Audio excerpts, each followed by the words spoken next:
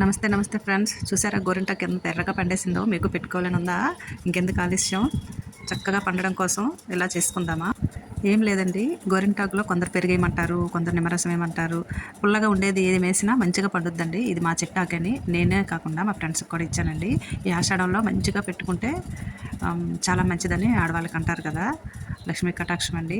అలాగే నేను కాలుకి కూడా పెట్టుకున్నానండి. కాలు గురించి ఒకసారి వీడియో కూడా అప్లోడ్ చేశాను. కాలుకి ఏంటంటే అరిపాదాలకి పెట్టుకోవడంలో మనకి చాలా మంచిదండి. వేడిని లాగుద్ది, భలే ఉంటుంది. అది పెట్టడం చాలా కష్టంగా అనిపిస్తుంది కదా, ఎంత ఈజీగా పెట్టుకో. ఇలా చూసేయండి, ఒక పళ్ళెని తీసుకోండి. మనం ఆకు మిక్స్ చేసేస్తాం కదా, వేసిన తర్వాత కొద్దిగా ఆ ముద్దని వేసి కొంచెం నీళ్ళు వేసి పలచగా చేసేయండి. కొంచెం పలచగా చేసినా ఏం కాదండి, చక్కగా పండుద్దండి. నేను ఇప్పుడు చూపించాను కదా ముందు మీకు, అలా పెట్టే నేను పట్టించుకున్నాను. ఆ ప్లేట్లో వేసుకున్నాను. కుర్చీలో కూర్చొని చక్కగా ప్లేట్ని దగ్గర పెట్టుకొని కాసేపు అలా పెట్టుకోవాలండి. పెట్టుకున్న తర్వాత మనకి కొంచెం రిలాక్స్ అవ్వడం కోసం ఏమైనా మనకి ఇబ్బందిగా అనిపించింది అనుకోండి, ఏం కాదండి, పక్కనే నీళ్లు పెట్టుకొని బేషనితో మనం కడిగేసి కాసేపు ఉండొచ్చు. లేదంటే క్లాత్ మీద కాలు పెట్టేసుకోవచ్చు. అప్పుడప్పుడు అటు ఇటు మనం కొంచెం సర్దాలండి. ఎందుకంటే నేను వేలు పైన కూడా పండాలని వేలు పైన కూడా పెట్టాను. చూసారా, చాలా ఈజీ పండిస్తుందండి. ఒక హాఫ్ అన్ అవర్ ఉంటే చాలు. చూసారా చేతులు ఎంత ఎర్రగా వచ్చేసాయో, అసలు ఆ కలర్ చూస్తే ఆనందం వేరు కదండి.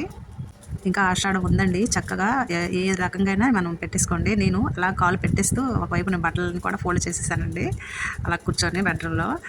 మా అమ్మాయి పోయి ఎందుకమ్మ ఇంత కష్టం అంటే, మరి అంతేనండి, కష్టపడాలి. తన చేతికి పెట్టానండి, నాకు పండలేదు అంటదండి. సరిగా నా కాలుకి చాలా బాగా పండింది అనేసి అంటది. అమ్మాయిలు చక్క చక్క చక్క గొరిటకు ఎలాగో ఒకలా తయారు చేసేసుకొని చక్కగా పెట్టేసుకోండి. ఇంకా ఈ నెలలే కదండి, శ్రావణ మాసంలో కూడా మనం మంచిగా పెట్టుకోవచ్చు. ఓకే ఫ్రెండ్స్, వీడియో నచ్చిందా? వెంటనే లైక్ చేసేయండి. Thank you.